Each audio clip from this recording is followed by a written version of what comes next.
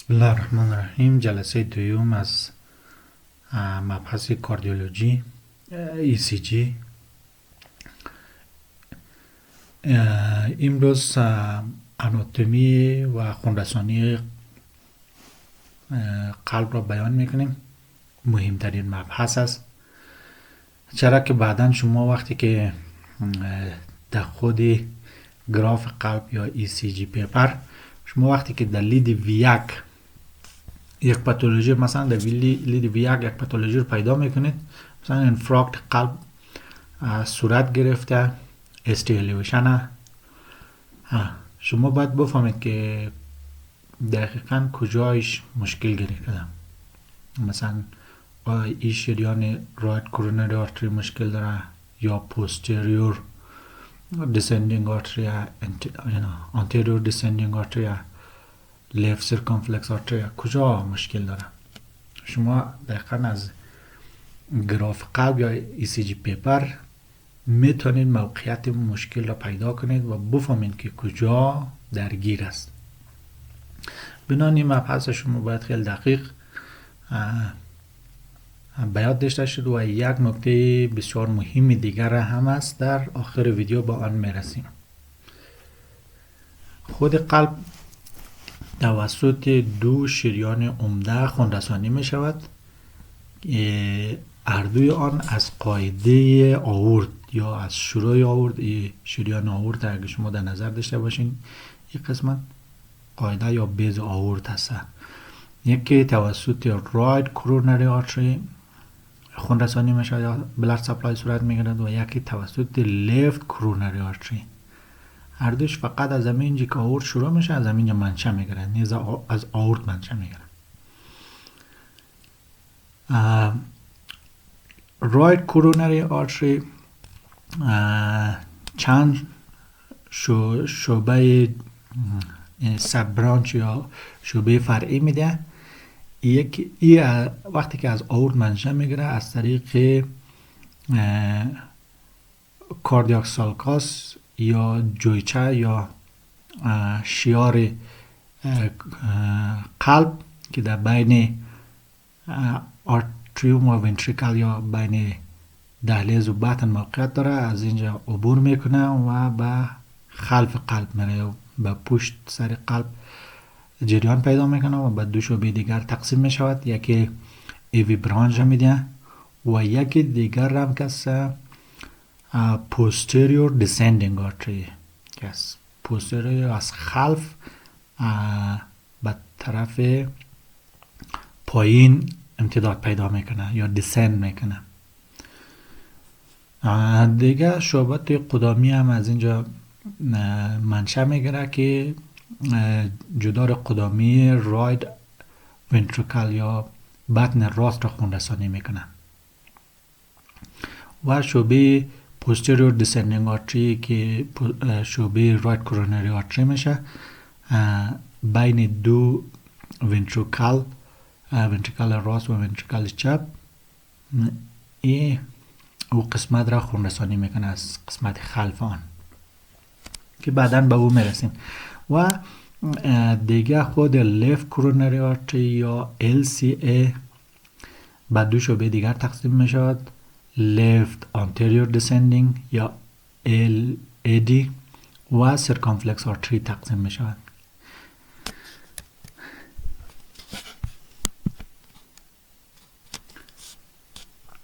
رایت کورونری آرتری امروز هم که شما رو گفتیم از قسمت کورونری سالکاس ادامه پیدا میکنه و می رود که به طرف خلف و پوستریور می رود. در اینجا از پوستریورش گفتیم یک پوستریور دیسندینگ آرتری را انجام میده و یک برانچ ایوی نود بر این ایوی نود برانچ میده و گیره ایوی نود خونرسانی میکنه. و دیگه شعباتی که در قدامش جدا می شود برانچ میده برای آنتریور یا فرانت رایت ونتریکل خونرسانی میکنه. لیفت کورونری آرتری این همی قسمت کوچیک لیفت کورونری آرتری میگه که رایت کورونری آرتری بود، یک لفت کورونری آرتری. لفت کورونری آرتری انزامی قسمت کمی که امتداد پیدا کرد، باز به دو شعبه لفت anterior descending artery رو انجام میده و circumflex artery رو تشکیل میده. شعبه left anterior descending artery باز به دو شعبه تقسیم می شود. یکی septal perforatosis است که شعبات بسیار برانچای بسیار کوچیک کوچیک از خود تشکیل میده که ventricle septal را خونرسانی از قدام انجام میده. و دوم دیگر diagonal برانچ انجام میده که اینا شعبات طولانی تر را تشکیل میده که قدام left ventricle را خونرسانی میکنه، یعنی بطن چپ را از قدام خونرسانی میکنه. و بخش دیگر circumflex برانچ هستن که خود circumflex برانچ به posterior left ventricle را خونرسانی میکنه که یک از شعبات آن آپتوس مارجینال برانچ هستن که از خلف آمد circumflex برانچ خلف left ventricle را خونرسانی میکنه. نکته مهمی که گفتیم در آخر مبحث به آن میرسیم، گفته کورونری آرتری از end arteries. یعنی چی؟ یعنی کورونری آرتری با هم اناستوموز ندارن، یعنی رایت کورونری آرتری و لفت کورونری آرتری با هم اناستوموز انجام نداده، با هم دیگر لینک نیست، وصل نیست، از هم جدا هستن. مثلا شما اینجا خوب دقیق ببینید، اگر شد ما رو زوم کنم، زوم شد، این قسمتی که رایت کورونری آرتری رفته بود، تداور داده بود، از خلف آمده بود و posterior descending artery را انجام داده بود و left coronary artery یک برانچ دیگر را داده بود به نام left anterior descending artery که ای از قدام آمده سپتال خون رسانی کرده و ای از خلف آمده. یعنی یکیش از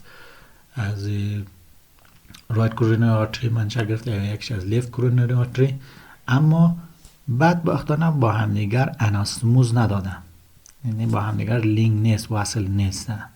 خواهی که وصل نبود چی مشکل با بار میره؟ این مشکلی که بار میره اینه، اینجا شما ببینید ایسته که وقتی اگر یک پلگ اتروسکلروز که تشکیل شوه، یا مثلا در فکر کو مثلا در لفت کورونری آرتری اینجا یک کلات تشکیل داده، یک بندیش است.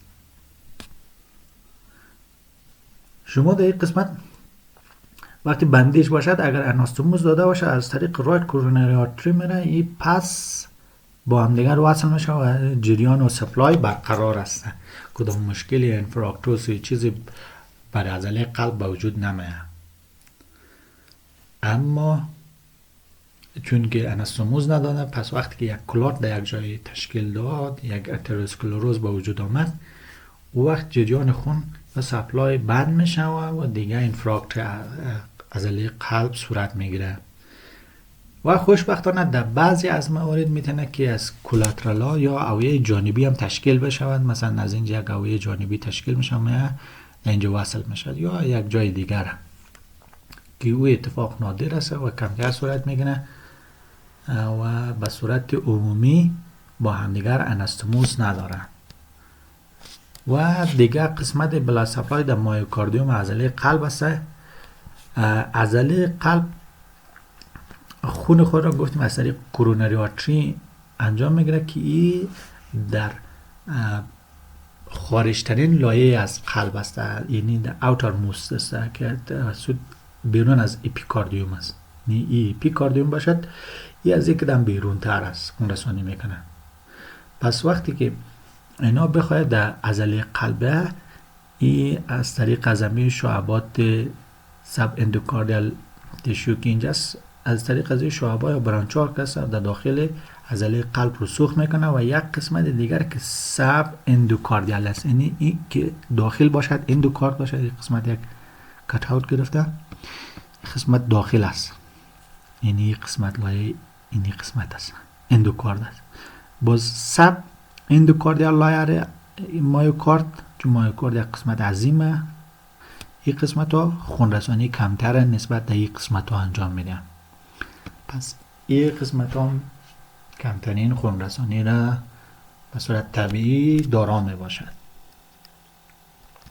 دیگه مبحث امروزی ما ختم است اینجا و درس آینده را انشالله از فیزیولوژی خود جریان هدایتی قلب شروع میکنیم. ما را سابسکرایب نمایید و زنگوله آن را کنار آن را بزنید تا از ویدیوهای آینده که برای شما تهیه میشه زودتر با خبر شدید و آن را ادامه بدید.